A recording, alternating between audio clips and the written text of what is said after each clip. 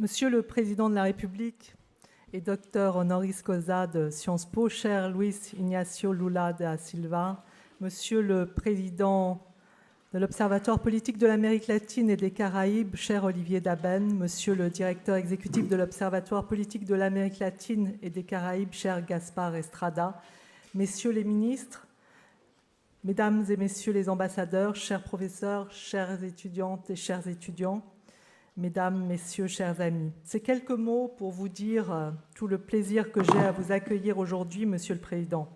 Je vous remercie très chaleureusement d'avoir consacré quelques instants de votre visite à Paris pour vous adresser à nos étudiants et à nos invités pour dialoguer avec nous autour de votre pays, le Brésil, et de sa place dans le monde de demain.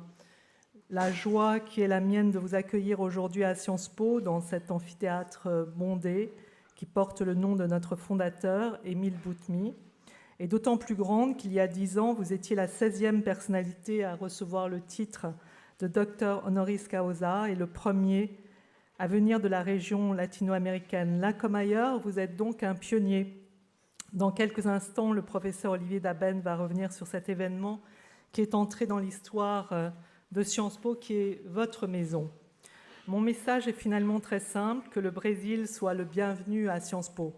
À cet égard, je note que notre maison développe depuis quelque temps une relation privilégiée avec le continent sud-américain et je m'en réjouis vivement. Votre visite s'inscrit dans les pas de celle de Alberto Fernandez, président de la nation argentine, José Mojica, ancien président d'Uruguay, Dilma Rousseff, ancienne présidente de la République fédérative du Brésil, Fernando Henrique Cardoso, ancien président de la République fédérative du Brésil, Ernesto Samper, ancien président colombien, Rafael Correa, ancien président de l'Équateur, Carlos Alvarado, président du Costa Rica, Laura Chinchilla, ancienne présidente du Costa Rica, et il y a tout juste une semaine, Juan Manuel Santos, ancien président colombien et prix Nobel de la paix.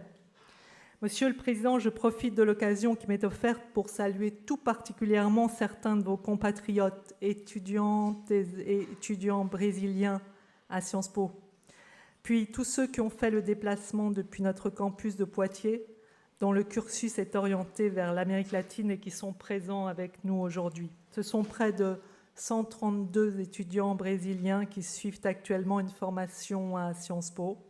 Chaque année, nous avons aussi la chance de recevoir entre 70 et 80 étudiants brésiliens pour un semestre d'échange à Sciences Po. Ces échanges étudiants sont possibles grâce aux relations étroites que nous entretenons avec nos 17 universités partenaires au Brésil, situées à Sao Paulo, à Rio, à Campinas, à Recife, à El Salvador, à Brasilia et encore à Curitiba. Durant votre présidence, le Brésil s'est imposé comme un acteur fondamental de la scène internationale. Et alors que le monde a profondément évolué depuis 2011, nous souhaitons à Sciences Po, Monsieur le Président, que votre grand pays retrouve son rang majeur. Nous souhaitons pouvoir continuer à échanger aussi intensément avec votre pays et ainsi participer à rendre vivantes les relations bilatérales entre nos deux nations basées sur des valeurs communes, telles que l'importance de l'éducation en tant que levier d'émancipation, l'égalité des chances ou encore la lutte contre les inégalités sous toutes ses formes. Je ne serai pas plus longue, encore 1000 merci, Monsieur le Président, d'être venu parmi nous aujourd'hui. Merci à l'OPALC et aux équipes de Sciences Po qui se sont mobilisées avec enthousiasme pour contribuer au succès de cet événement. Je laisse à présent la parole au professeur Olivier Daben. Merci encore pour votre présence lumineuse avec nous cet après-midi.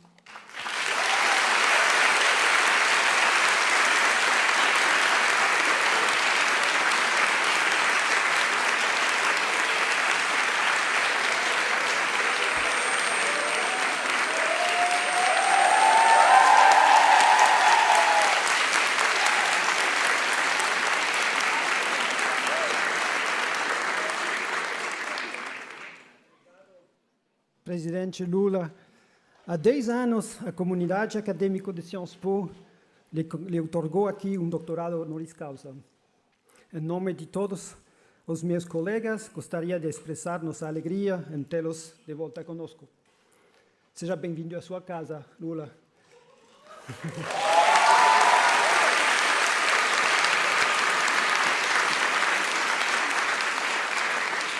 Já se passaram 10 anos e quantas mudanças em uma década. O mundo mudou, o Brasil mudou. Em 2011, você queria que esse doutorado honrasse o povo brasileiro, que havia dado um salto histórico em direção a uma sociedade mais próspera e justa. Você associou a trajetória virtuosa do Brasil no início dos anos 2000 como o aprofundamento da democracia. O progresso da participação e da inclusão política foram, a seu ver, instrumentos essenciais da emancipação. Deste ponto de vista, você havia transmitido uma mensagem forte aos estudantes que os escutavam. O Senhor os convidou a não se afastarem da política, a não desistir, porque a democracia não deveria ser um pacto de silêncio. Imagino que você deve ter ficado satisfeito ao ver uma nova geração tomando as ruas em 2019, particularmente no Chile, Equador ou Colômbia, com mulheres, índios e estudantes na vanguarda das mobilizações. Você pode ter ficado menos satisfeito que essas protestas tenham sido violentamente reprimidas e que um número crescente de eleitores tenha apoiado candidatos radicais de direita que têm uma obsessão com os temas da segurança. Internacionalmente, sua fala de 2011 foi um discurso para os tomadores de decisão. Em meio à crise europeia, você lamentou a falta de vontade política dos líderes e a influência ainda muito grande dos economistas que acreditam apenas nas virtudes do mercado. O Senhor pediu aos representantes eleitos que usassem tomar decisões corajosas. Não tenho certeza de que eles o ouviram. A Europa ainda está em crise e, como a COP26 acaba de demonstrar, coragem e ousadia política ainda não estão na agenda. Entretanto, o eco de suas palavras ainda está muito vivo aqui neste anfiteatro. E aqui está você, novamente, a menos de um ano de uma eleição que será decisiva para o Brasil, para a América Latina e para o mundo. Algumas pesquisas já o mostram como vencedor, mas vamos ter cuidado. Somos cientistas políticos e sabemos que as campanhas eleitorais podem trazer muitas surpresas. No entanto, os estudantes e pesquisadores aqui passarão os próximos meses imaginando os contornos de uma nova presidência Lula. Os desafios são imensos. O mundo precisa de um Brasil forte, de um sul global influente, porque o espectro das fronteiras fechadas e da regressão autoritária está em toda parte. Quais serão suas prioridades nesta área? Numa época em que seu país está isolado internacionalmente, será que ele pode recuperar seu status de potência emergente e um dos principais atores da nova configuração multipolar do mundo? Em uma década, a presença da China na região cresceu consideravelmente. Isto é uma coisa boa ou não? Como o multilateralismo latino-americano, que tem faltado muito nos últimos anos, pode ser relançado sobre novas bases? Essas são algumas das perguntas que estamos fazendo aqui e estamos morrendo de vontade de ouvir suas respostas. Presidente Lula, você tem a palavra.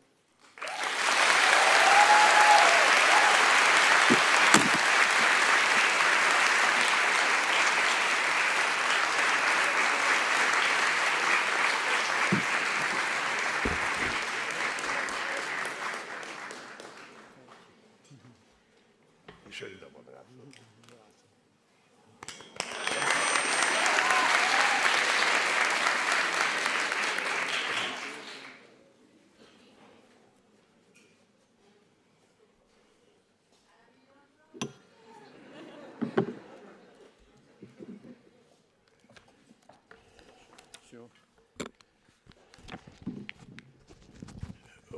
Sou tão baixo assim. Tá pensando que eu sou anão?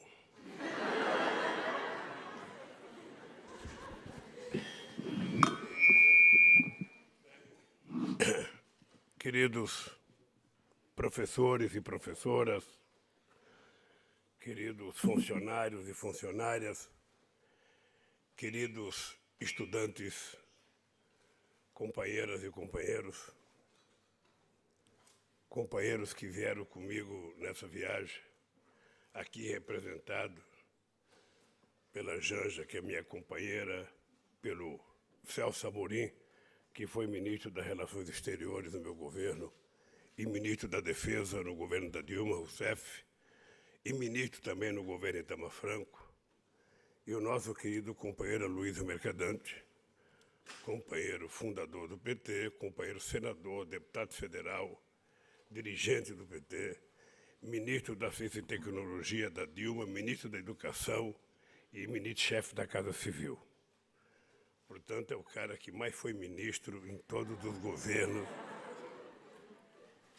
Eu, primeiro, companheiro Gaspar, eu estou muito feliz e agraciado de voltar neste plenário.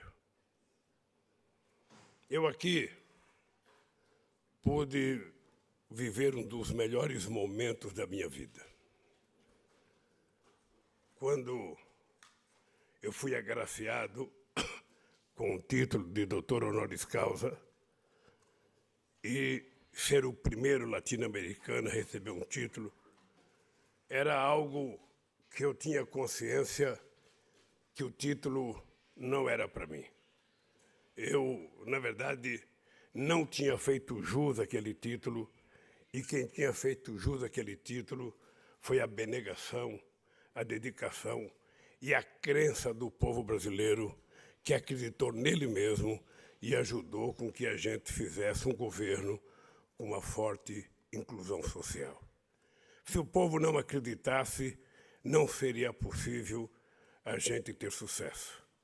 O povo não só acreditou, como o povo permitiu, Gaspar, que nós fizéssemos 74 conferências nacionais, conferências que eram convocadas nos municípios, depois eram convocadas nos estados, depois eram convocadas a nível de governo federal, participando quase 6 milhões de pessoas para definir todas as políticas públicas que nós colocamos em prática no Brasil.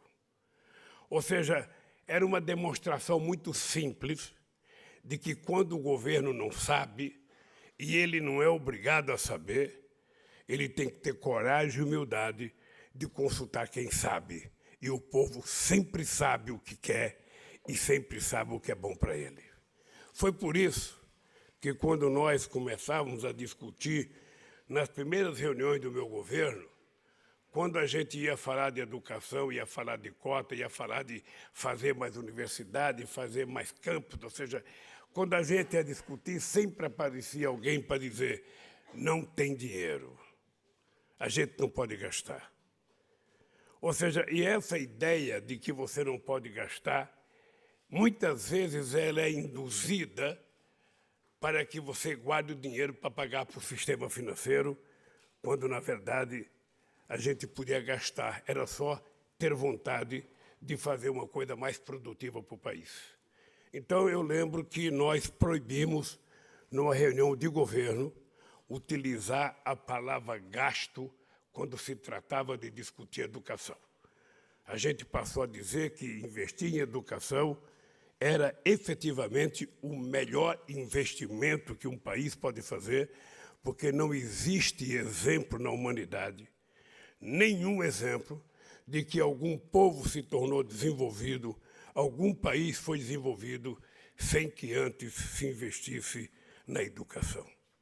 E, lamentavelmente, é com muita tristeza que eu digo isso em vários lugares que eu vou, de que o Brasil foi o último país a fazer a sua independência na América do Sul.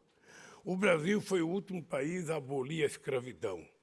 E, pasmem, o Brasil foi o último país a ter uma universidade. Eu não falo isso com orgulho, eu falo com uma certa vergonha, eu falo até de forma deprimido, porque a América Latina foi descoberta em 1492. Em 1554, o Peru já tinha sua primeira universidade. 1554. e o Brasil só foi ter a sua primeira universidade em 1920. E foi ter a sua primeira universidade porque o rei da Bélgica precisava visitar o Brasil, e naquele tempo, eu não sei se agora ainda é assim, o rei, quando visita um país, ele tem como eu diria, obrigação de receber um título de doutor honoris causa. Então, no Brasil, juntou um monte de faculdade que nós tínhamos de vários lugares e se criou a Universidade Brasil para dar o título ao rei. Quem sabe, se não fosse o rei, a gente ainda não teria sequer a quantidade de universidade que nós temos, porque parece coisas esquisitas, mas a verdade é que não se preocuparam com a educação do Brasil até há pouco tempo atrás. Nós tínhamos um ministro, com uma figura importante, com quem eu tive boa relação, que ele dizia que quem ia resolver o problema da educação era o mercado, que o Estado não ia resolver. Pois bem, é por isso que nós chegamos no PT e, em apenas 12 anos, a gente passou a ser o partido que mais fez universidade na história do Brasil. Nós fizemos 18 universidades novas, 178 campos, além de termos feito, em apenas 13 anos, 5 vezes mais escolas técnicas do que a elite brasileira fez em 400 anos. Numa demonstração que o problema não é de dinheiro, o problema é de decisão política, se você vai fazer ou não vai fazer. Agora mesmo nós estamos com um problema que vocês devem acompanhar pela internet, a dívida de jovens estudantes brasileiros que tomaram dinheiro emprestado pelo FIES e que não podem pagar. E isso me parece que é um incômodo para o governo. Ora, qual é o incômodo para o governo anistiar a dívida de jovens que não conseguiram pagar a universidade? Se nós todo ano fazíamos refis para anistiar os empresários que não pagavam os seus impostos e a gente os perdoava quase todo ano. O Congresso Nacional apresentava uma proposta de refis. E você fazia o refis, os empresários se cadastravam, não pagavam outra vez e no ano seguinte ia atrás de outro refis. Ora, um governo que sabe fazer tanto perdão para os empresários, por que não pode fazer uma vez na vida perdão para os estudantes que tomaram dinheiro emprestado para estudar? Pois bem, isso mudou um pouco a cara do Brasil, que lamentavelmente, a história nos pregou um outro, o destino nos pregou uma outra surpresa, porque eu nunca imaginei que depois da Constituição de 88, depois do fim do regime militar, a gente fosse eleger uma figura como Bolsonaro, presidente da República do nosso querido Brasil. Jamais imaginei que a gente fosse eleger alguém tão negacionista, alguém que não acredita nas coisas, alguém que não quer aprender as coisas, alguém que diz que não entende de política social, que não entende de educação, que não entende de saúde, alguém que tenta vender remédio, que não presta para a cloroquina, para a pandemia, e ele efetivamente se coloca dessa forma, me parece que prazerosamente. E o país está sendo destruído. O país precisa ser reconstruído e vocês se preparem, porque vocês não vão ficar em Paris muito tempo. Logo, logo vocês vão se formar.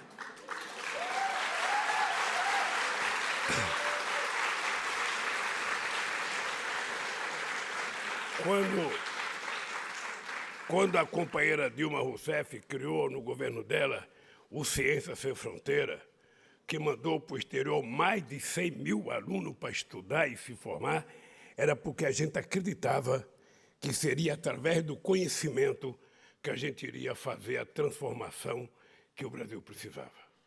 Eu não acredito que Deus é contra a América Latina. Eu não acredito. Porque não é possível que nenhum país da América Latina tenha sido desenvolvido, tenha crescido economicamente, tenha crescido industrialmente, tenha crescido na melhoria da qualidade de vida do seu povo. O único país que conseguiu dar um salto foi Cuba. Mesmo assim, é vítima de um bloqueio de mais de 60 anos. em que não deixam eles quietos. Mas eles resolveram o problema da educação. Eles resolveram o problema da dignidade. Eles resolveram o problema da cidadania. E a única coisa que eles estão pedindo é que deixem os cubanos cuidar dos seus problemas e os americanos cuidem dos problemas deles. Fora de Cuba, qual foi o outro país que resolveu os seus problemas? Por que a gente ainda não tem uma Finlândia na América Latina, Celso?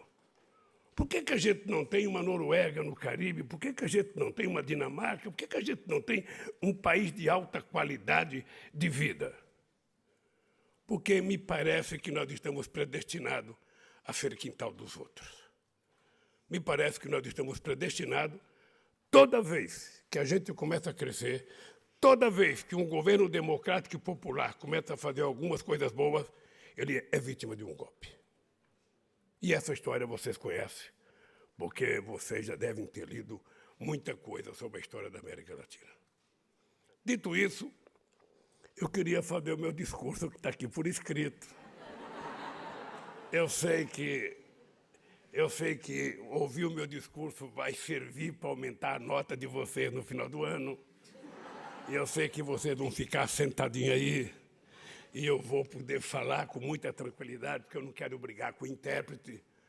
Eu não posso correr tanto que ele não consiga me acompanhar e não posso ser tão devagar que ele corra mais do que eu. Porque aí seria fake news, não seria palestra.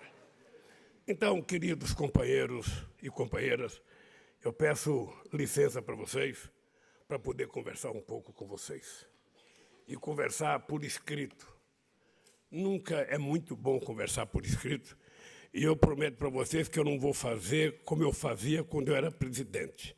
Eu começava a fazer um discurso por escrito, daqui a pouco eu parava o discurso por escrito e falava 1 hora de improviso. Não vou fazer isso porque o Gaspar tem outras tarefas para mim aqui e eu tenho outros compromissos. Então, eu quero dizer para vocês da minha alegria.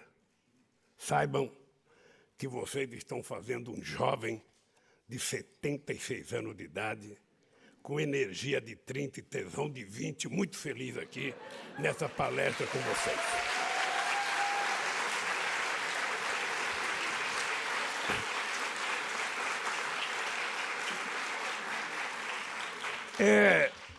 É um privilégio voltar a esse anfiteatro histórico, onde estive exatamente há 10 anos para receber do título de doutor honoris causa da CIESPO. Eu nem sabia falar CIESPO. Era tão chique. Era tão chique que me disseram que muita gente no Brasil ficou com inveja. Por que o Lula recebeu o CIESPO? E para a pessoa não morrer de inveja, eu disse que era o povo que estava ganhando. Então, estamos quites aqui.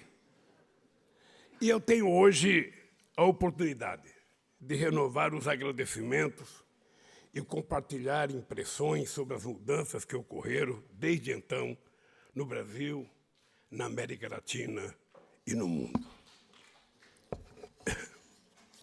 Quero, primeiramente, agradecer por este honroso convite, querido presidente da Fundação Nacional de Ciências Políticas, Lourenço Beltrán, e o presidente do Observatório Político da América Latina e Caribe, Oliveira, e o seu diretor executivo, nosso querido companheiro Gaspar. Disse em 2011, e reafirmo, que estas homenagens não pertencem a mim e não pertenceram a mim, mas ao sofrido e corajoso povo brasileiro em sua luta permanente por um país e um mundo mais justo, menos desigual e mais democrático. Quero saudar os convidados, os professores e professoras, funcionários, alunos e alunas, e faço uma saudação especial aos estudantes brasileiros e latino-americanos que a CIESPO sempre acolheu nos momentos históricos mais difíceis para a nossa gente. A solidariedade aos perseguidos do mundo é uma das mais admiráveis tradições do povo de Paris. Tradição que, felizmente, persiste nesses tempos em que dissemina o ódio e a intolerância. Pessoalmente, tenho muito a agradecer pelo apoio e solidariedade que recebi de tantos amigos e companheiros na França ao longo do período em que fui alvo de uma implacável perseguição judicial, política e midiática no Brasil.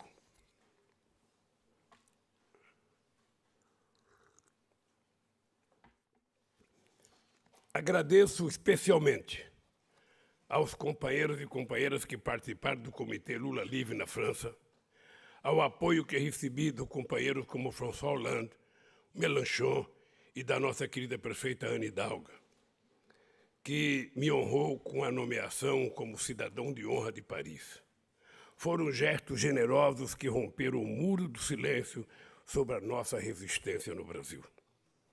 Foram 5 anos de luta pela verdade e pela justiça, até que o Supremo Tribunal Federal do Brasil viesse a estabelecer, afinal, a suspeição e a imparcialidade do juiz que me condenou sem provas e sem causa, como vinham denunciando desde o início os meus incansáveis advogados Cristiano Janin e Valesca Teixeira. Sempre compreendi que, ao condenar, prender ilegalmente e tentar proscrever minha pessoa, o que se pretendia era aniquilar o projeto de um país mais justo, soberano, comprometido com a sustentabilidade ambiental e democraticamente integrado ao mundo, que os governos do Partido dos Trabalhadores representaram e continuam representando no Brasil.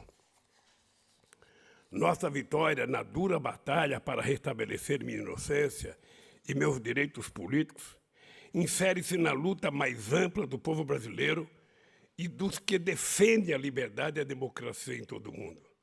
Se vencemos, foi porque nunca estive só. Os 580 dias e noites em que estive preso foram também 580 dias e noites em que, do lado de fora, sob o sol ou a chuva, companheiros e companheiras que eu nem conhecia pessoalmente estavam em permanente e solidária vigília. Quando estive em setembro de 2011, o mundo ainda sofreu os impactos da grande crise do capitalismo de 2008, decorrente da especulação financeira desenfreada e sem controles. O alerta para os efeitos nefastos do aquecimento global já estava na ordem do dia. Debatíamos a necessidade de fortalecer os organismos multilaterais e de atuarmos coordenadamente pela paz contra a desigualdade, a miséria e a fome no mundo. 10 anos depois, os desafios fundamentais da humanidade continuam os mesmos. A urgência de enfrentá-los é que vai se tornando maior. Uma urgência agravada pela pandemia, que segue devastando especialmente as populações dos países mais pobres, além daqueles cujos governos negaram a ciência, ou pior ainda, investiram na morte, como ocorreu no Brasil.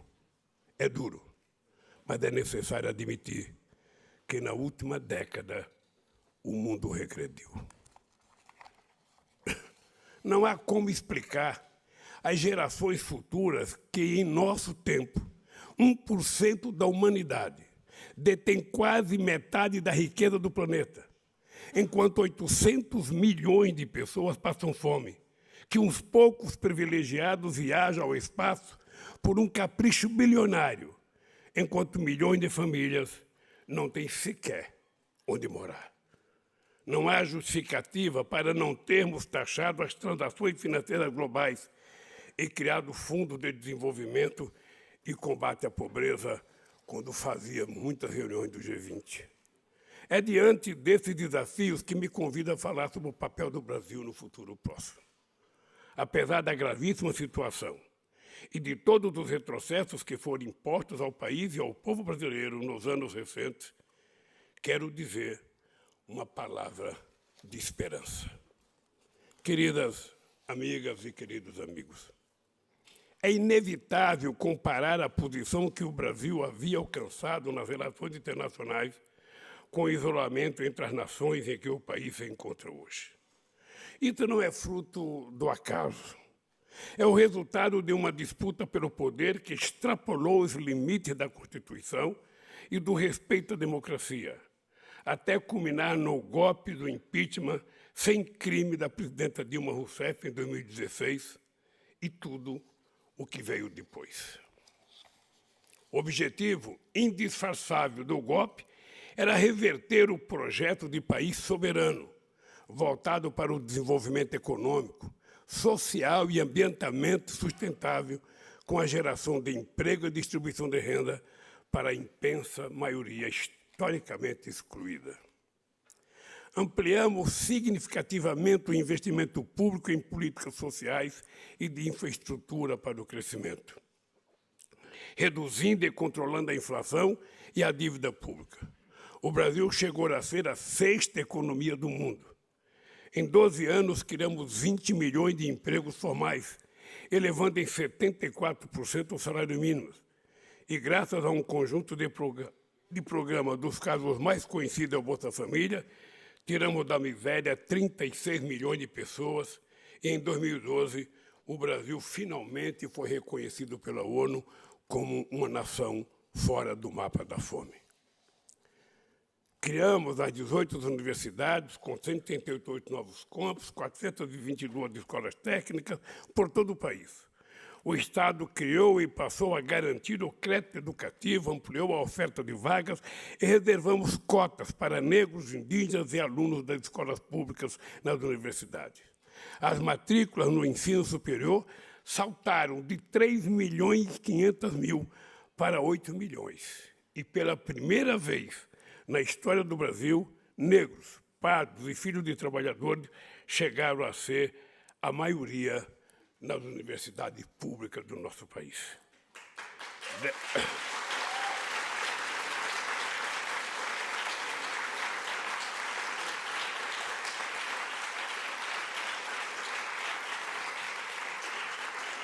Dessa forma, reduzimos a desigualdade e, ao mesmo tempo, aprofundamos a nossa democracia.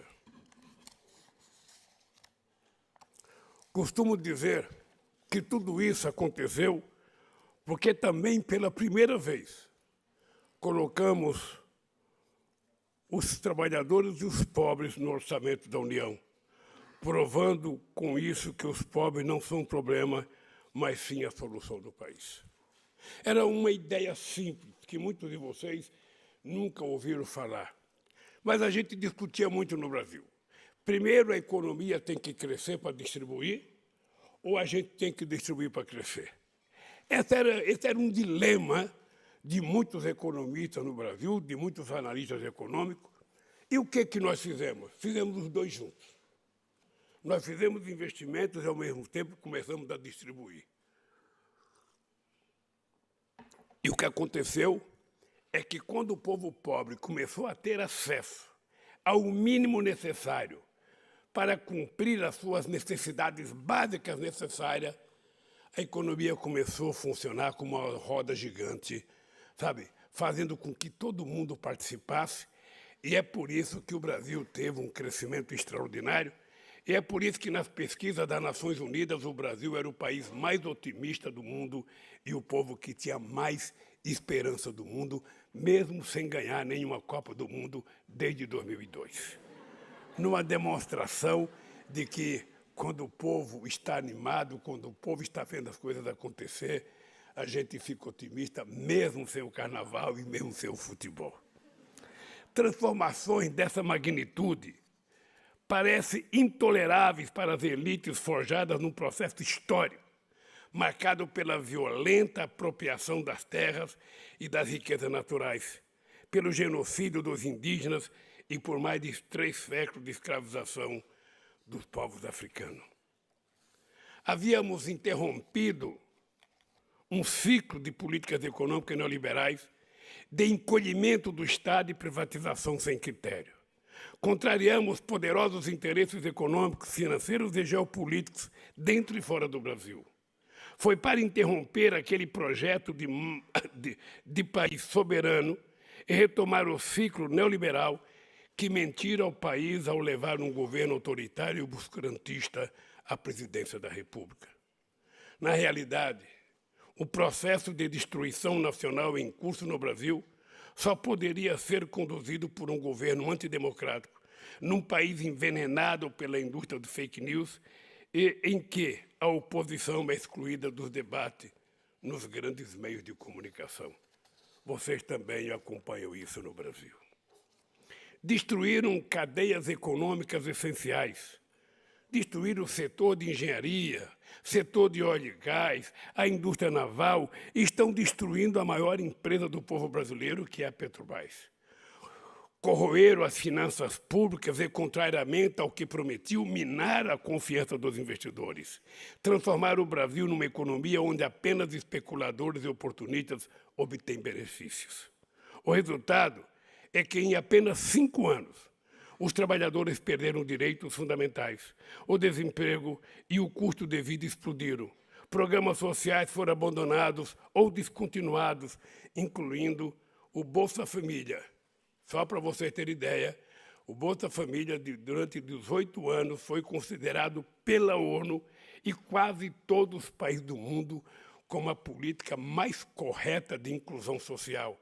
E tinha uma coisa extraordinária, que era uma coisa muito criticada no começo, que era a exigência que a gente fazia para que as crianças estivessem na escola, para que as crianças tomassem a vacina e para que as mulheres gestantes fizessem todos os exames necessários.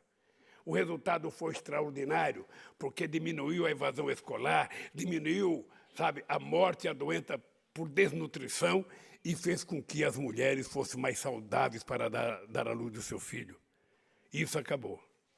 Acabou porque eles entenderam que era um símbolo do governo do PT e era preciso destruir para construir mais uma mentira, que é um tal de Auxílio Brasil, que só tem data para começar e não vai acabar no fim do ano, porque o dinheiro que eles têm para pagar não é do orçamento.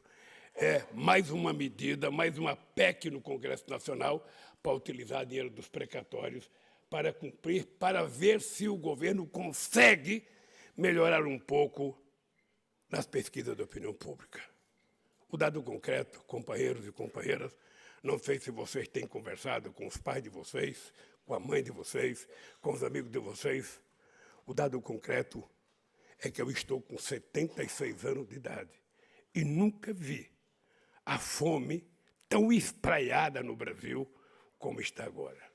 Se vocês forem ao Rio de Janeiro, a São Paulo, a Pernambuco, a Salvador, a Porto Alegre, em qualquer cidade, vocês vão ver as pessoas se amontoando nos cantos, com vergonha de pedir esmola. Agora as pessoas andam com cartaz dizendo: eu estou com fome, eu preciso comer. Além disso, nós temos 19 milhões de pessoas com fome.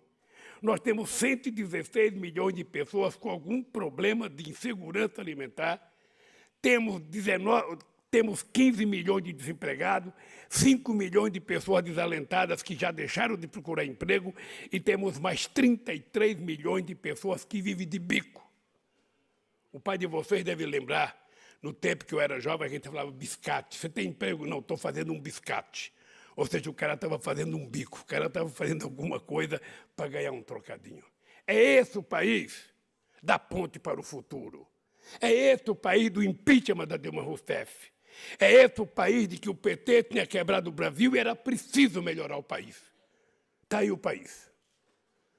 Está aí a democracia do país. E vocês devem estar acompanhando. Devem estar acompanhando o que está acontecendo no Brasil e não tem perspectiva de melhorar, a não ser com o povo brasileiro assumindo a responsabilidade de recuperar a democracia do nosso país. E isso só vai acontecer porque não teve impeachment, porque enquanto a Dilma tinha um processo e eles colocaram para votar, o Bolsonaro tem mais de 160 pedidos de impeachment e nenhum foi votado. E por que não foi votado? Porque a Comissão de Orçamento da Câmara criou um orçamento paralelo para distribuir para deputado. Eu não sei se são 20 ou 16 bilhões de reais que é distribuído para os deputados votar naquilo que o presidente quer. E com uma quantia, dessa, ninguém vai votar impeachment contra o presidente da República. Somente quem vai poder dar o impeachment é o povo brasileiro democraticamente dizendo: chega, esse país merece gente melhor.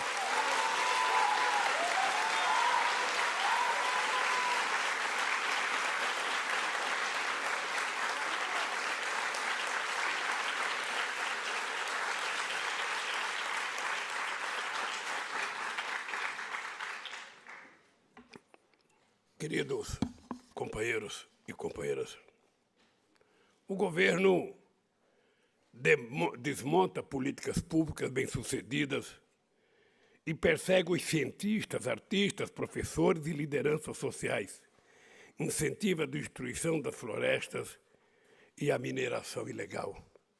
Esse governo colocou o Brasil de costa para o mundo, e quem mais sofre com isso é o povo brasileiro.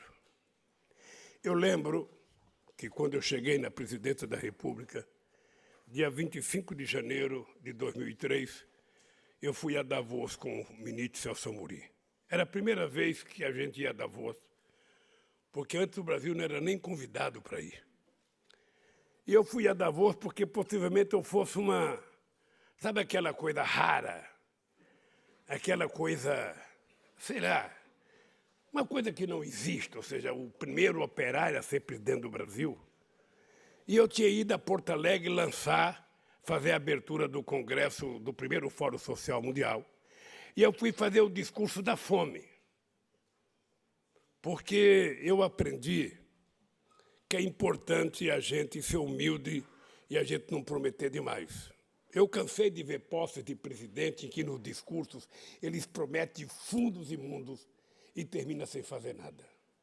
Vocês estão lembrados que eu fui muito humilde. Eu disse apenas o seguinte: se no final do meu mandato, cada brasileiro ou brasileira estiver tomando café, almoçando e jantando, eu já terei cumprido a missão da minha vida.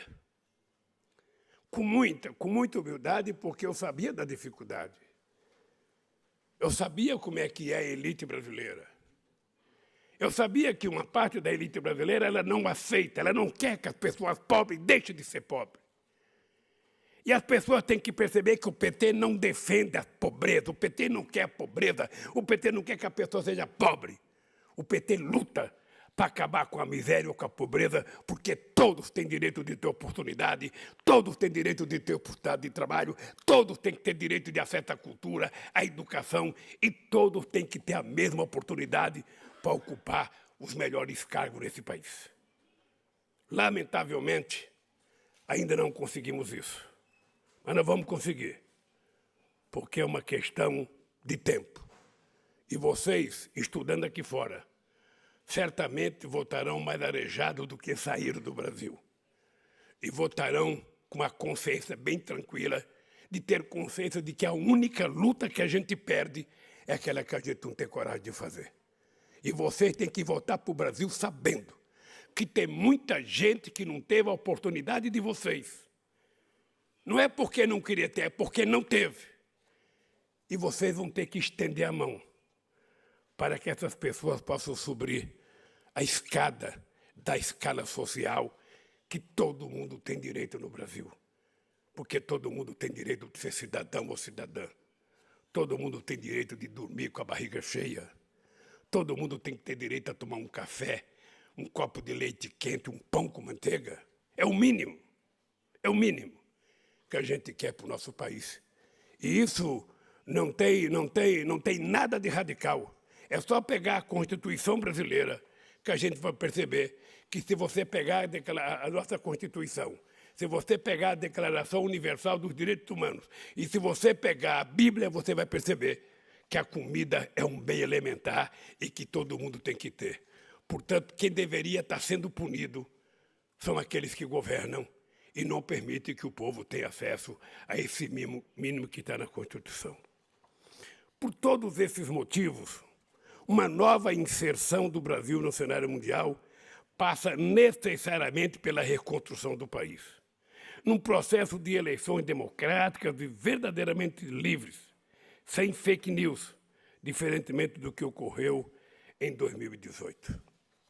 Queridos amigos e queridas amigas, o isolamento político e diplomático do Brasil é nocivo, não só para o nosso país, mas para a comunidade das nações.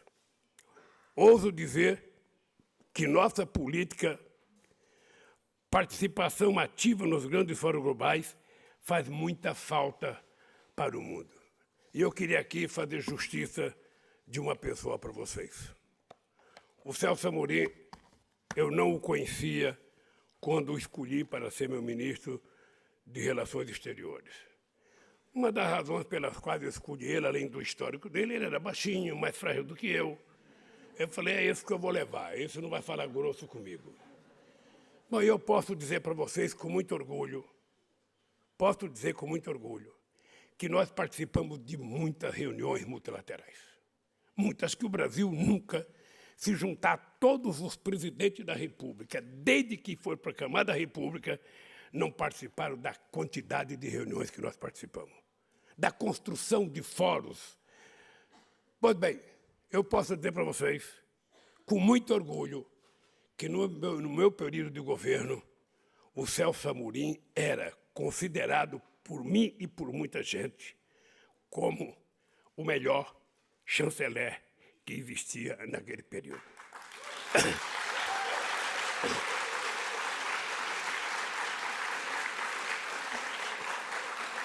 Eu agora posso falar isso porque ele já está aposentado, não vai pedir aumento de salário, porque se a gente fala bem quando está trabalhando, é que nem jogador de futebol, passa o mês inteiro sem marcar nenhum gol. Aí quando marca um gol, vai na direção, quero um dinheirinho. Então, Celso, não peça aumento, você está aposentado. O Brasil é muito mais do que um imenso território. Um grande mercado e uma economia que foi até recentemente um dos maiores destinos do investimento produtivo. Eu tinha orgulho, porque quando eu era presidente, a gente ouvia falar o seguinte, investimento direto no Brasil, 65 bilhões, 70 bilhões. O Brasil ou era o primeiro, ou era o segundo, ou quando estava muito mal, era o terceiro país do mundo a receber investimento. Hoje, ninguém investe. Ninguém investe porque ninguém acredita em mentiras. O dinheiro é covarde, o dinheiro só vai aonde tem possibilidade de ganhar. Ninguém investe porque o cara é militar. Ninguém investe porque o cara é evangélico. Ninguém investe porque o cara é grosso com mulher. Ninguém investe porque o cara não gosta de negro. Ninguém investe porque o cara faz queimada na Amazônia. Ninguém investe porque o cara gosta de ser violento com índios. As pessoas vão investir num país quando um presidente, um governo tem credibilidade e as suas decisões políticas têm previsibilidade. E a gente percebe isso nos olhos. Quando vocês estiverem conversando com uma pessoa e carregue isso para o resto da vida, nunca deixe de olhar para os olhos da pessoa, porque se a pessoa estiver mentindo, vocês vão ver que ele está mentindo. Os olhos são implacáveis para a gente descobrir se as pessoas são verdadeiras ou não. E a gente percebe que um presidente da República, que levanta todo dia às 5 horas da manhã, para contar no mínimo 5 mentiras através de fake news, não vai ganhar credibilidade. Ele precisou mandar um avião da FAB, e na Guiné-Bissau buscar o presidente da República, que é igual ele, para visitar ele. Foi o primeiro que ele recebeu, o cara da Guiné-Bissau. O segundo, eu não sei se foi da Hungria, outro dia recebeu da Colômbia, ou seja, porque ninguém, efetivamente, o Brasil que era a menina dos olhos, sabe, de tanta gente que queria investir aqui, sabe, esse país se transformou, sabe, numa coisa feia, numa coisa, sabe, que as pessoas não acreditam, aonde um presidente é capaz de ir em Glasgow, participar, sabe, da COP26, e ninguém cumprimenta ele. E quando cumprimenta por cortesia. Sabe o que é cumprimento por cortesia? Aquele que você não olha na cara. É assim. Ou seja, é uma vergonha. É uma vergonha. Não, foi no G20. Foi no G20, desculpa. O Brasil que era tratado no G20 como se o Brasil fosse a melhor coisa do mundo. Eu, sinceramente, tenho orgulho, porque a nossa política externa era uma política que a gente acreditava. Eu disse para o Celso, quando a gente foi em Davos, que a gente tinha que mudar a correlação de força política, sobretudo na área comercial.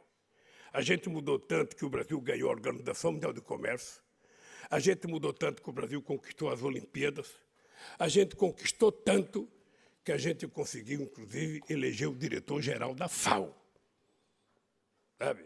Além da Copa do Mundo, que nós não fizemos esforço porque era um continente, era um rodízio. Era bom que não tivesse acontecido no Brasil de tanto ódio que aquela Copa do Mundo gerou, de tanta discórdia e tanta briga. E o mais feio, que o Brasil tomou um chocolate de 7-1 da Alemanha, coisa que não precisava tanta vergonha. Se tivesse jogando eu e o Celso, a gente pelo menos teria empatado aquele jogo.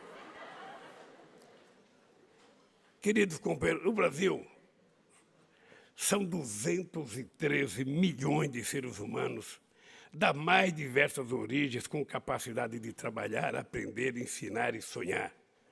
Um país defensor do diálogo, com tradição de convivência pacífica, respeito e autodeterminação dos povos. Temos muito a contribuir em temas como o combate à pobreza e à fome, o diálogo político, a construção da paz, o equilíbrio geopolítico do mundo, a democratização das relações financeiras e comerciais entre os países e no enfrentamento das emergências climáticas. Temos muito a contribuir para a segurança alimentar do planeta, a economia global, a cultura, a ciência e a tecnologia.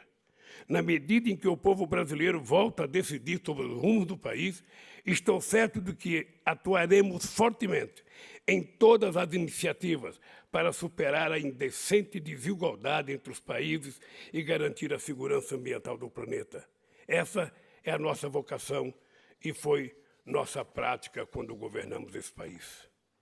Recordo que chegamos à Conferência do Clima em Copenhague ainda em 2009, apresentando a meta voluntária de reduzir as emissões de CO2 em até 39% em 2020, compromisso que foi transformado em lei pelo Congresso Nacional. Aquela atitude nos autorizou a chamar à mesa os grandes países, lançando ali as sementes do que viria a ser o Acordo do Clima em Paris.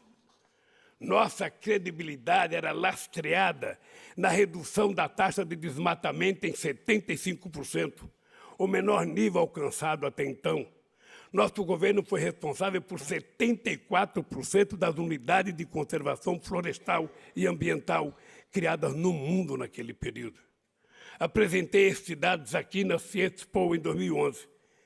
E, apesar de todos os retrocessos, são eles que representam, de fato, o compromisso do povo brasileiro com o planeta que vivemos. Temos plena consciência da necessidade de preservar a Amazônia, por uma razão muito simples e não muito difundida. É nela que vive mais de 25 milhões de brasileiros e brasileiras, incluindo povos indígenas, populações ribeirinhas, pescadores e extrativistas. A ninguém interessa mais preservar a floresta saudável de pé do que quem dela tira o seu sustento em necessário equilíbrio. Portanto, nós saberemos cuidar da Amazônia e saberemos dizer ao mundo: a Amazônia é nossa. Os benefícios que ela puder produzir para o planeta será coletivizado e será compartilhado com todos aqueles que amam o planeta.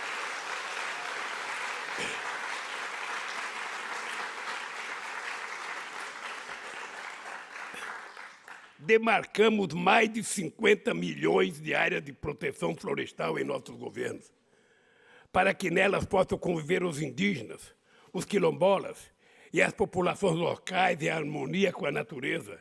Incentivamos a pesquisa científica e a utilização sustentável dos recursos da Amazônia em benefício da humanidade. Os que destroem, degradam, incendiam e desmatam são invasores, que em nosso período vinham sendo cada vez mais coibidos pela lei e pelo Estado. Mas no governo atual, eles receberam salvo-conduto, receberam armas para cometer os crimes que estão cometendo hoje contra os povos. Somos nós, os mais radicalmente interessados em manter vivo esse patrimônio natural, sem abrir mão nem de nossa soberania, nem de nossa responsabilidade intransferível. Foi dessa maneira que obtivemos, por exemplo, o apoio financeiro da Alemanha e da Noruega para construir o Fundo Amazônia, que, lamentavelmente, foi tornado inviável pelo atual governo brasileiro. Queridas amigos e queridos amigos, foi para nós, foi para nos abrirmos ao mundo de maneira soberana e solidária que nos empenhamos na integração latino-americana a partir da América do Sul. Vocês se lembram, porque ouviram falar, às vezes muito mal até, de determinados setores da elite brasileira. Nós, todo mundo queria, da extrema-direita, implantar a ALCA no Brasil. Durante a campanha de 2002, eu disse que a gente não ia aceitar a ALCA, que a ALCA só interessava aos Estados Unidos e que a gente não ia, sabe? Pois bem, nós, em 2005, expulsamos a ALCA da América Latina, fortalecemos o Mercosul e nós conseguimos criar a Unasul, conseguimos criar, sabe, a CELAC, e nós conseguimos um dado para vocês saberem o que significa isso. Nós, quando chegamos ao governo em 2003, nós tínhamos um fluxo comercial com a Argentina de 7 bilhões de dólares. O fluxo é entre aquilo que você exporta e aquilo que você importa. Quando nós deixamos, nós estávamos em quase 39 bilhões de dólares. Quase 39 bilhões de dólares. E com a América do Sul, nós chegamos ao caso 89 bilhões de dólares.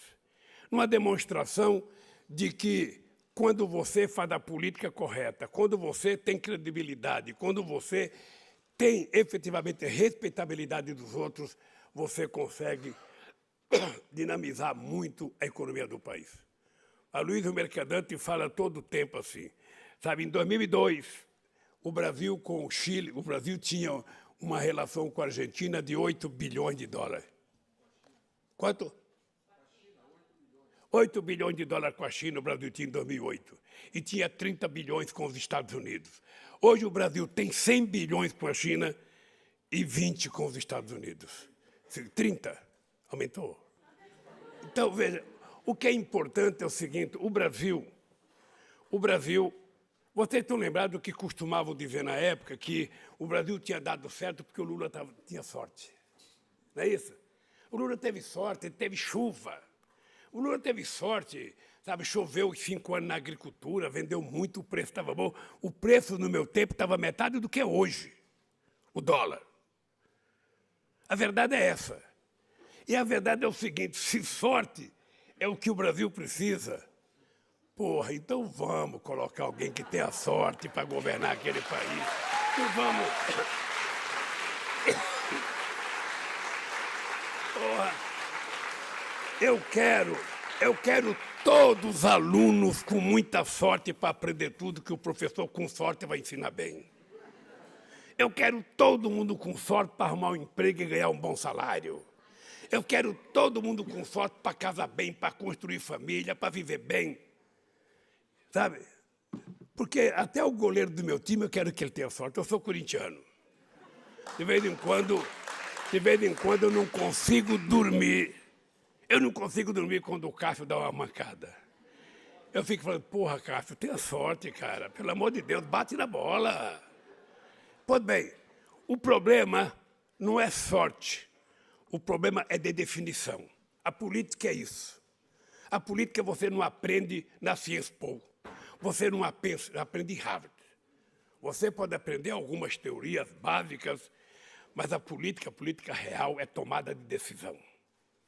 É você saber o que você vai fazer, para quem você vai fazer e quando você vai fazer. É você saber do tamanho dos seus passos. É você saber se pode fazer uma dívida ou não, se você tem condições de pagar. Vocês estão lembrados que quando nós chegamos no governo tinha 30 bilhões de dívida com o FMI. Uma companheira, que eu vou citar o nome dela aqui, porque é uma da figura mais respeitável e que mais admirava, Maria da Conceição Tavares, uma das grandes economistas brasileiras que falava palavrão pacas. Ela fala, Lula, Lula, o Brasil está quebrado, como é que você vai... Não vai ter conserto. Como é que a gente consertou o Brasil? Como é que a gente, em apenas 3 anos, pagamos a dívida de 30 bilhões com o FMI? Depois o FMI quebrou na crise de 2008, nós emprestamos 15 bilhões, saímos dos devedores para credores e ainda fizemos uma pequena reserva de 370 bilhões de dólares, que é o que sustenta o Brasil até hoje, porque se não fosse as nossas reservas, esse país tinha quebrado. Olha como é que você faz tudo isso. Fazendo as coisas corretas, ouvindo as pessoas, discutindo com as pessoas. Você não pode gastar à toa, mas se você fizer um gasto, daquele gasto resultar em algo que seja rentável, em algo que seja produtivo, que você tenha uma dívida que vai te gerar, sabe, um rendimento, você pode fazer. Tem gente que acha que dinheiro bom é aquele cara que guarda muito dinheiro. Eu guardei 10 bilhões, eu guardei aqui. Não. Para mim, dinheiro bom é dinheiro transformado em investimento. É dinheiro transformado em educação. É dinheiro transformado em obras. É dinheiro transformado em estrada, ferrovia, ponte. É dinheiro transformado em laboratórios, em universidade, em investimento em ciência e tecnologia. Porque é um dinheiro que vai ter retorno. É um dinheiro que vai voltar. E é a coisa mais fácil porque você forma uma pessoa em 5 anos. Depois de 5 ainda sai meia boca, meio bem informado, mas depois de mais uns 5 anos, o cara vai estar tinindo. É por isso que tem muita gente hoje saindo do Brasil. E eu tenho orgulho de dizer para vocês, no nosso tempo de governo, muita gente retornou ao Brasil porque tinha muita perspectiva de emprego. Esse país pode ser construído. Esse país está aí. Agora, o que você precisa colocar é saber o seguinte, você quer galinha, seja bem tratado, coloque galinha com galinha. No máximo, coloque um galo junto. Porque se você for colocar raposa, a raposa vai comer as suas galinhas. E é o que eles estão fazendo conosco. Esse Guedes é efetivamente um destruidor de nações. E vocês vão saber como é que a gente vai poder consertar esse país depois que o povo democraticamente eleger um outro presidente da República. Porque o Guedes mente mais que o Bolsonaro. E vende ilusão.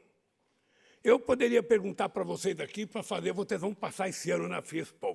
Eu vou fazer uma pergunta para vocês. Qual é a grande obra de infraestrutura que foi feita no governo Bolsonaro? Lembre de uma ponte, de uma estrada, de uma hidrelétrica, lembre de uma sonda, de uma plataforma, de um navio. Nada. Nada. Gente, quando nós deixamos o Brasil, em 2010, a gente estava vendendo 3.800.000 carros. Hoje está vendendo menos que 2 milhões. A gente, naquele tempo, era exportador de gasolina. Eu lembro que a gente exportava para a Bolívia. Hoje, de forma deliberada, o governo brasileiro resolveu diminuir o refino para poder importar. De quem? Das vendedoras internacionais. Ou seja, nós estamos privatizando, somos obrigados a permitir que aqueles estrangeiros que aqui investiram ou os particulares nacionais ganhem dinheiro. Então vamos importar para poder fazer justificativa aos ganhos deles. E o litro da gasolina hoje, meus queridos companheiros, está pelo menos a R$8. O litro do diesel está quase R$7. E o botijão de gás, em alguns lugares, está a R$105. No meu governo, durante 8 anos e mais 4 da Dilma, a gente não aumentou o botijão de gás. E hoje tem muita gente se acidentando porque está cozinhando outra vez com álcool, está cozinhando com lenha, está colocando 2 tijolos na calçada para fazer comida. Um país que é autossuficiente. Um país que estava fazendo 5 refinarias novas. Porque quando a gente definiu que o petróleo seria o passaporte do futuro daquele país, a gente estava decidindo que a gente ia fazer refinaria para a gente exportar derivados e não exportar óleo cru. Tudo isso foi desmontado. E tudo isso está sendo desmontado. Por isso, O pessoal, vocês têm que saber que será muito, muito, muito trabalho para reconstruir esse país. Muito trabalho. Mas muito trabalho. Muito mais do que nós tivemos a primeira vez. Queridas amigos e queridos amigos, não é pouco relevante, considerando a história, termos restabelecido na América Latina e Caribe um fórum político e diplomático autônomo em relação aos Estados Unidos. Na minha visão, o avanço da integração regional permitirá aos nossos países contribuir de forma efetiva para o diálogo global mais democrático.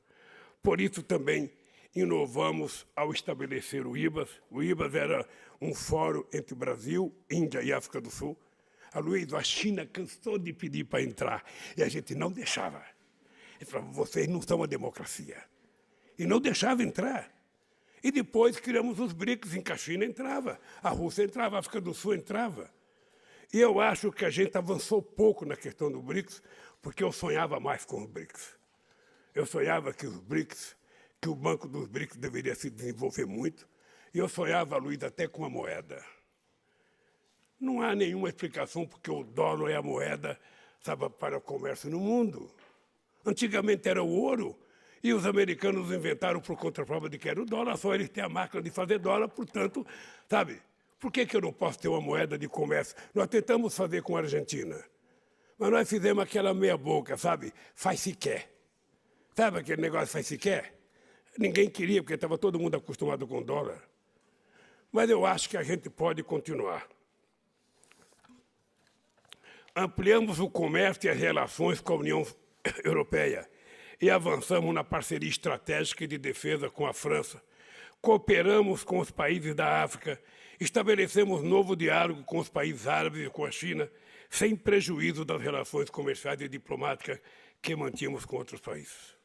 Foram avanços importantes dentro de uma visão de um mundo multipolar que deram consequência prática à defesa de relações econômicas e políticas mais equilibradas entre países.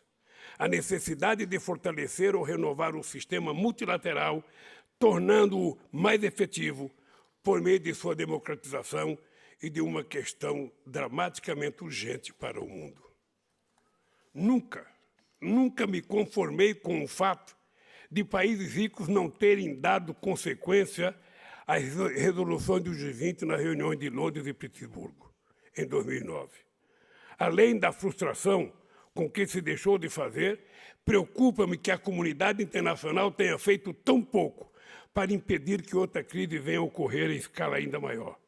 O sistema financeiro, globalmente integrado, exerce seu poderio de forma instantânea sobre a vida de 7 bilhões e 800 milhões de pessoas. Você veja que quando quebrou o Lehman Brothers, urgentemente os bancos centrais souberam colocar dinheiro para salvar. Mas quando 10 milhões de pessoas perderam a sua casa nos Estados Unidos, levou anos para que aquelas casas fossem devolvidas aos seus donos. E assim é a vida. O sistema financeiro determina o que é bom e o que não é bom para o mundo. E nós vamos ter que criar forças e coragem para que a gente possa criar novos fóruns. Será que temos de esperar a próxima crise para voltar a falar sobre a necessidade de uma governança global democrática? Até quando a ganância dos ricos, o isolacionismo dos governos e o individualismo vão prevalecer sobre os interesses do planeta e da humanidade? Estamos falando da responsabilidade dos Estados nacionais e da recuperação do papel da política em seu mais elevado sentido para enfrentarmos juntos e coordenadamente o desafio da desigualdade. O atraso, a pobreza, a fome não são mandamentos divinos, são o resultado do que fazemos ou deixamos de fazer neste mundo. A experiência me mostrou que para enfrentar a desigualdade num país é central o papel do Estado para cobrar e distribuir, para planejar e executar políticas públicas abrangentes, para garantir os direitos dos mais fracos.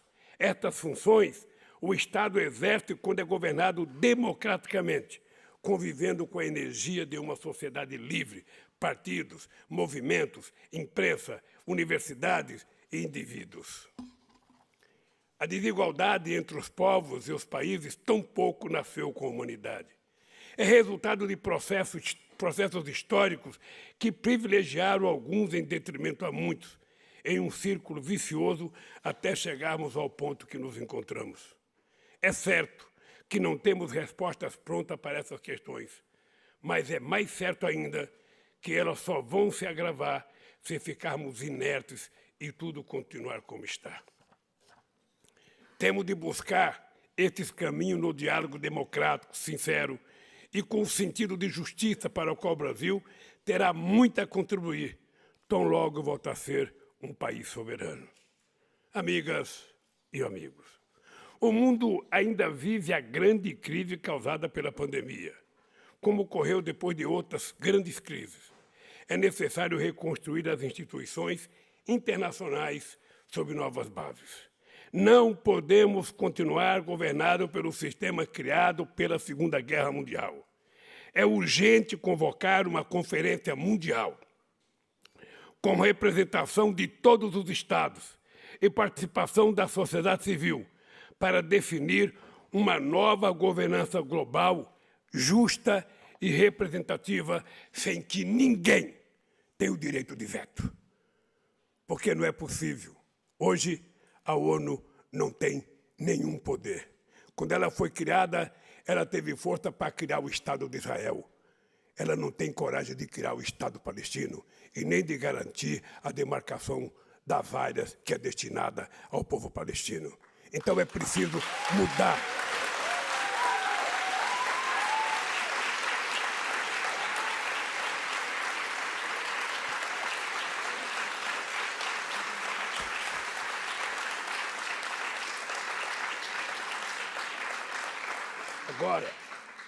Agora que vocês vão bater palma, só falta uma folha. Começa a se mexer nas cadeiras, se preparar para falar tchau, Lulinha. Queridas companheiras e companheiros, eu e o Celso Amorim trabalhamos que nem uns doidos para convencer a necessidade de você aumentar os membros do Conselho de Segurança da ONU. Não pode ser o resultado da Segunda Guerra Mundial. A gente defendia, por que o Brasil não pode estar? Por que não pode estar o México? Por que não pode estar a Nigéria? Por que não pode estar a África do Sul? Por que não pode estar o Egito? Por que não pode estar a Alemanha? Por que não pode estar o Japão? Por que não pode estar a Índia? Quem é que decidiu que é só Estados Unidos, China, Inglaterra, Rússia e França? Eles. Eles decidiram. Então, César, nós precisamos ficar de olho, porque essa briga vai voltar e vai voltar com muita força, porque senão o mundo não tem jeito. Porque se você não mudar a governança global, o que vai acontecer? Você toma uma decisão multilateral. Quando houve a crise de 2008 na economia, nós tomamos decisão de mudar o FMI. Nós tomamos decisão de mudar o Banco Mundial. Acontece que os Estados nacionais, o Congresso Nacional não cumpre. Os Estados Unidos fala de meio ambiente, fala de meio ambiente, mas até hoje não assinou o protocolo de Quioto. Em Copenhague, quando nós fomos lá, os Estados Unidos faziam pressão para a Europa tirar a assinatura do protocolo de Quioto e queriam jogar toda a culpa em cima da China.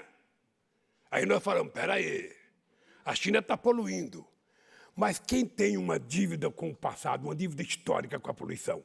Há quantos anos a Inglaterra se industrializou? Há quantos anos os americanos se industrializaram? Há quantos anos você polui? Vai querer jogar as costas, a dívida em cima da China? Não. Vocês têm que pagar o atrasado.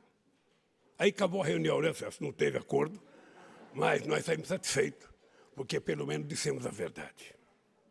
Queridos companheiros e companheiras, neste planeta que compartilhamos, o futuro da humanidade precisa ser construído com diálogo e não autoritarismo, com paz e não com violência, com mais livro e não com mais armas, com mais escolas para não ter que termos mais presídios, com mais verdade e menos mentira, com mais respeito à natureza para assegurarmos a água, o ar e a vida para nossos filhos e nossos netos, com mais acolhimento e solidariedade e menos exclusão, com mais amor e menos ódio.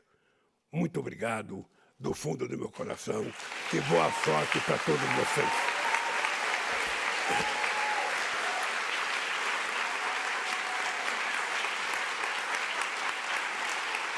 Você pegou a foto?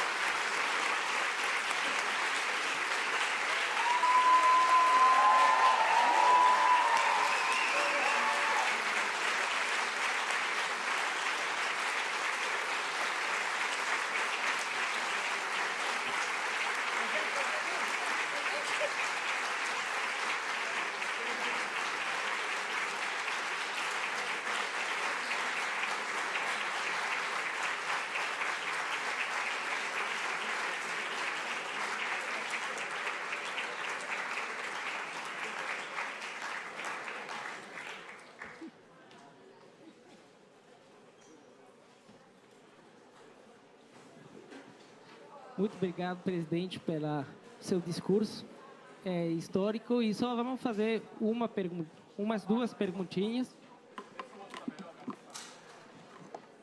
Alô? Sim, acho que está melhor. Sim. Sim, presidente, apenas agradecê-lo pelo seu discurso. E só vamos fazer umas duas perguntas para acrescentar o que o senhor falou. A primeira tem a ver com o assunto da governança global e do multilateralismo. Você falou isso, da necessidade de reformar o sistema das Nações Unidas. No entanto, o mundo de 2021 mudou muito entre o que aconteceu, o que está acontecendo agora com o que aconteceu em 2011, há 10 anos, quando o senhor veio. Hoje, a disputa, a rivalidade estratégica entre China e Estados Unidos está muito mais presente no cenário internacional. Então, desse ponto de vista, qual é, do ponto de vista do senhor, a posição do Brasil nessa rivalidade que existe hoje entre China e Estados Unidos? Qual deveria ser o papel do Brasil? Gaspar, eu não posso falar com o teu microfone, rapaz, porque o coronavírus está aí, ó. Ô, Gaspar, eu não posso falar pelo Brasil. Eu não sou autoridade brasileira. O que eu posso dizer é apenas o que eu penso, sabe? E temos discutido com alguns companheiros para que a gente não aceite uma segunda Guerra Fria.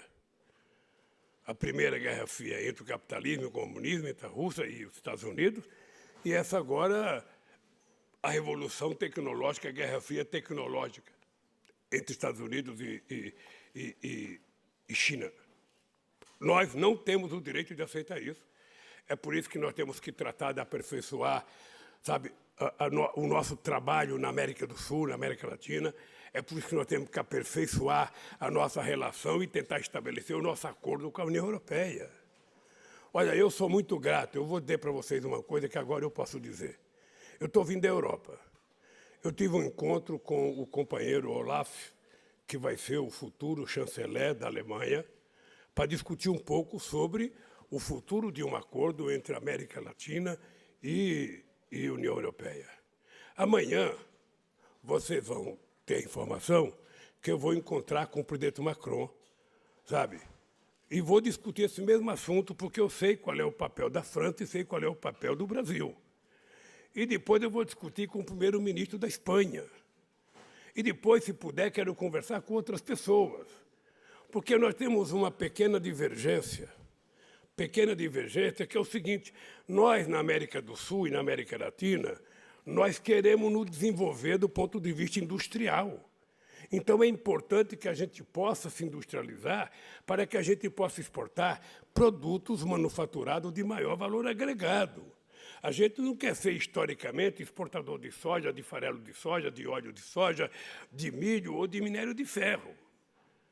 Sabe, o Brasil, só para vocês terem ideia, o Brasil, há 30 anos atrás, o Brasil tinha 30% da economia brasileira era PIB da indústria, PIB industrial. Hoje são apenas 11%. Apenas 11%, ou seja, acabou a indústria nacional. Então, nós vamos ter que fazer um esforço imenso, incomensurável. Ó, incomensurável. Anota aí para vocês não esquecerem nunca mais dessa palavra que eu falei na Ciexpo. Nós vamos ter que fazer um esforço extraordinário para que a gente volte a reindustrializar o país.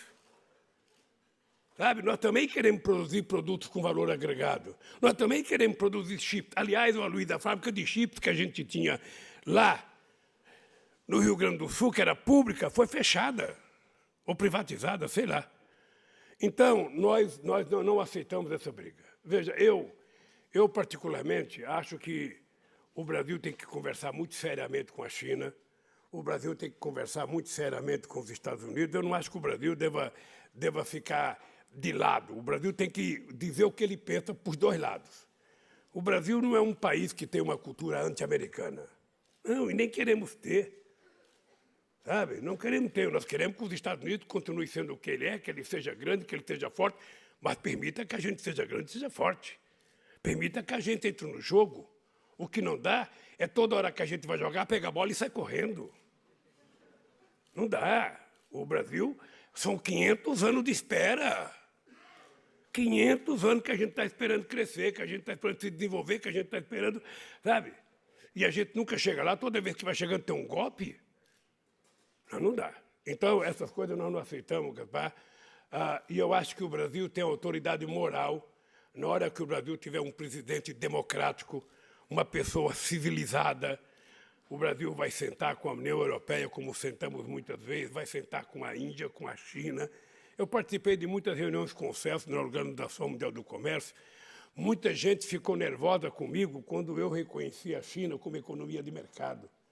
E eu reconheci a China como economia de mercado porque eu queria colocar a China dentro da Organização Mundial do Comércio. Eu queria trazer a China para a legalidade, porque era muito difícil você fazer reuniões na Organização Mundial do Comércio e aquele gigante China de fora. Sabe aquele cara só sapeado, não é convidado para a festa, mas fica de fora vendendo os seus produtos lá pela janela? Não. Vem para dentro e vamos negociar, pô. Então, eu acho que esse é o trabalho que o Brasil pode fazer. Eu acredito que na hora que o Brasil voltar à normalidade democrática, à normalidade ética, à normalidade da civilização, o Brasil pode ter um peso nessa discussão e ajudar a encontrar saídas. Eu acho, com toda a humildade que eu tenho, que nesse instante a Europa precisa do Brasil como suporte para a gente fazer um acordo e ter um bloco mais forte. O mundo é composto de blocos. Só que os americanos sozinhos é um puta do bloco. A China sozinha é um puta do bloco. E nós sozinhos somos um parafusinho perdido. Por isso é que nós precisamos nos juntar para que a gente possa ter força e fazer a economia, sabe, mundial ser mais solidária. Né? E a última pergunta é sobre a América Latina. Também, há 10 anos atrás, a América Latina era outra, o senhor falou isso no seu discurso, mas também haverá novas eleições na região nos próximos meses. Qual, para o senhor, seriam as principais prioridades justamente desses governos se eles chegarem ao poder? Gaspar, eu às vezes fico frustrado porque quis Deus que eu participasse do momento mais excepcional de democracia e de inclusão social na América Latina.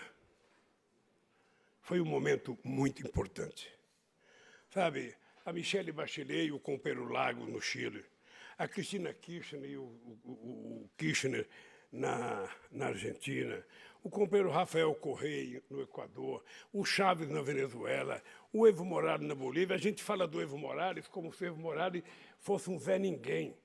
O Evo Morales foi o presidente, um índio que mais fez política de inclusão social na Bolívia, e ele hoje, por conta dele, tem mais reservas internacional do que o PIB.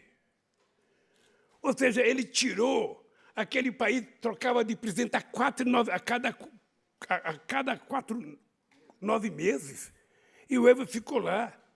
Bom, aí ele queria ser presidente outra vez. Eu sinceramente, era contra. Eu, sinceramente, era contra. Porque eu fui contra eu ser presidente outra vez. Queriam que eu tivesse um terceiro mandato. Eu falei, eu não quero. Eu já fui 2 vezes, agora eu vou sair, deixar entrar outro, depois a gente vê o que faz. Mas é engraçado, porque no presidencialismo você não pode ter o 4º mandato, você não pode ter o 3º. Mas no parlamentarismo você pode ter 50. Angela Merkel acaba de fazer 16. O Mitterrand fez 15. O Tony Blair ficou 12. A Margaret Thatcher ficou 16. O Helmut Kohl ficou 16. E na democracia, no presidencialismo, não. Sabe, vamos sair rápido, vamos sair rápido. A nossa relação com o Peru era muito boa. O Peru tem um problema fantástico. Não sei se aqui tem alguém do Peru. O Peru tem um problema fantástico, que é o seguinte. Durante todo o governo do Toledo e todo o governo do Alan Garcia, a economia peruana crescia 7% por ano. 7%, mas não havia 0% de melhoria da qualidade de vida do povo. Não sei por que não se hacía política social. Gostou do meu espanhol? Se hacía política social.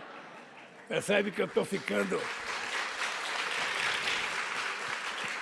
Então, eu sinceramente, eu acho que eu vivi, não sei se o Celso, que tem mais experiência do que eu viveu, mas eu vivi um momento excepcional. As pessoas falam muito do Chaves. O Chaves era uma das pessoas mais extraordinárias que eu conheci. O Celso pode dizer, como diplomata, às vezes a gente não concordava com ele, às vezes a gente tinha que ligar para o Bush, Bush, tem que levar em conta, Bush, fica quieto, porra, não briga tanto. Ele e o Uribe brigavam demais, mas era uma pessoa humana extraordinária. Se vocês encontrassem com Chaves e tivessem meia hora de conversa com Chaves, você ficava encantado. Aqui dentro, eu não vou dizer quem é, mas daqui dentro tem uma pessoa que é encantada com Chaves. Chegou até a ser embaixador do Chaves. Comprei o Max, que está aqui, eu conheci o Max na Venezuela, trabalhando com Chaves. Sabe, ele agora está aqui na França, né? Comendo queijo. Na Venezuela só tomava rum, porque o rum da Venezuela é bom. Pense num rum de qualidade. Mas então é isso. A gente tinha o Uribe, que era um cidadão de direita, ele tinha uma relação muito boa conosco. Muito boa, muito civilizada, muito respeitosa. E o Brasil tinha relação com a Guiana, com a Nicarágua, com Cuba, com Costa Rica. Ou seja, a gente visitou todos os países mais que uma vez. Nós visitamos quase 30 países africanos. Nós criamos uma universidade aberta em Moçambique. Nós fizemos uma fábrica de antirretrovirais em Moçambique para produzir remédio para AIDS em toda a África, que eu acho que já fechou, né, Celso? Nós levamos a Embrapa para a Gana, porque a gente imaginava que a savana africana tinha a mesma capacidade produtiva do cerrado brasileiro e a gente queria que a África se desenvolvesse. Tudo isso acabou. E tudo isso pode voltar. Tudo isso pode voltar se o povo quiser. Obrigado, presidente. Obrigado. Gente, olha, eu quero pedir desculpas a vocês, porque eu não falei primeiro. Eu tinha que começar agradecendo a solidariedade que vocês tiveram comigo durante todos os meus processos. Os 580 dias que eu fiquei na Polícia Federal, eu poderia ter saído do Brasil, eu poderia ter procurado uma embaixada, mas eu não queria que a minha fotografia aparecesse com uma legenda embaixo, corrupto, fugitivo. Como eu tinha certeza da palhaçada que o Moro estava fazendo, como eu tinha certeza da palhaçada que o Dallagnol estava fazendo, e do conluio dele com o sistema de comunicação, sobretudo com a Rede Globo, que a tentativa era me destruir, eu resolvi ir para a Polícia Federal e ficar lá pertinho deles. E eu queria provar exatamente o que nós provamos. Eles montaram uma quadrilha para destruir a indústria de óleo e gás desse país, para destruir a Petrobras e para destruir, sabe, a nossa indústria de engenharia. Era o desejo deles.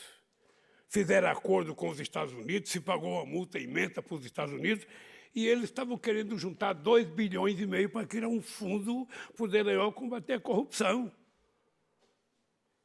Na verdade, eu precisava passar pelo que eu passei para conhecer mais do povo brasileiro. Vocês não têm noção o que é você estar preso dentro de 4 paredes e você, todo dia de manhã, às 7 horas, ouvir uma multidão gritar bom dia, presidente Lula, de tarde, boa tarde, presidente Lula, à noite, boa noite, presidente Lula, e ainda a Janjinha mandava comida para mim na cadeia, uma saladinha, uma linguicinha frita, sabe? Então, eu aprendi. Hoje eles estão com medo, eles falam, as conversas entre eles, é o seguinte, o Lula deve estar muito nervoso, o Lula está muito irritado, o Lula está com bronca da gente. Eu não estou nervoso e não estou irritado, porque a Suprema Corte tomou a decisão acertada e me fez sair vencedor. Hoje, quem deve andar com vergonha na rua é o Moro. Quem deve andar com vergonha na rua é o Dallagnol. Eu estou muito tranquilo, sabe? Eu sei que um quer ser deputado federal, o outro quer ser candidato a presidente, deixa ser. O que é importante é que, para mim, foi uma lição e eu quero, do fundo do coração, agradecer a vocês. Porque eu sei que muita gente aqui, sabe, gritou, muita gente protestou, muita gente fez passeata, fez caminhada. Então, do fundo do coração, eu não sabia que, mesmo sem conhecer muitos de vocês, vocês foram tão decentes comigo e tão solidários. Solidariedade é uma coisa fantástica e a gente só percebe que ela é boa quando a gente precisa. Estou vendo o Cacai aqui, um dos grandes advogados brasileiros, que brigou muito contra a quadrilha, sabe, do Moro e do Dallagnol. Então, muito obrigado de coração por tudo que vocês fizeram. Eu não sei o que vai acontecer o ano que vem no Brasil, mas eu acho que nós precisamos fazer um esforço muito grande para recuperar a democracia no Brasil. O nosso povo não merece passar o que está passando. O Brasil não necessariamente tem que passar por isso. Sabe? Não precisa, não há. Ou seja, você não pode ter alguém que fica feliz da vida quando distribui fuzil, quando distribui pistola. Sabe? Para armar fazendeiro contra quem? Armar contra o povo? Contra o sem terra? Contra o índio? Alguém que arma garimpeiro? Porque não é o povo humilde que quer comprar arma. O povo humilde quer comprar comida. Então, eu quero que vocês saibam que aqueles brasileiros que estão lá, sabe, eu lembro do Felipão na Copa do Mundo de 2002, o Felipão conseguiu acertar com a Globo e alguns documentários que a Globo fazia de gente na favela e de gente no meio das tribos indígenas, sabe, cantando, dançando, comendo, pescando. O Felipão, na pré-eleição que ele fazia com a seleção brasileira, ele mostrava aquilo e dizia para os jogadores: é para esses aí que vocês têm que ganhar a Copa do Mundo. Eu queria que vocês pensassem nos milhões de crianças, de mulheres, de homens, de velhos, de pessoas que não tiveram a mesma sorte que vocês têm, a mesma sorte que eu tive, porque eu sou um cara que eu tenho que levantar todo dia, levantar a mão para o céu e agradecer a Deus, porque pode ter gente que não acredita em Deus. Mas eu, saindo de Pernambuco, da onde eu saí, passando da fome que eu passei, a barriga desse tamanho e as canelinhas finas, era só esquistossomose, ou seja, de tomar água de açude. Você não sabe o que é água de açude. Você não sabe o que é ficar com a vaca, com a cabrita, separando o cocô da água para você levar para casa para beber, colocar num pote, deixar aquela água sentar, depois que ela estiver sentada, tirar com a canequinha, colocar no outro pote, para sair mais um pouco de lama e depois você beber. Você não tem noção do que é isso. Toda essa gente que está passando por isso vão precisar de vocês. Então, eu queria pedir para vocês, aprendam o que vocês quiserem aprender. Se formem no que vocês quiserem se formar. A única coisa que é importante na vida é vocês serem generosos com aqueles que não tiveram a chance que vocês tiveram. O Brasil precisa disso. Um abraço.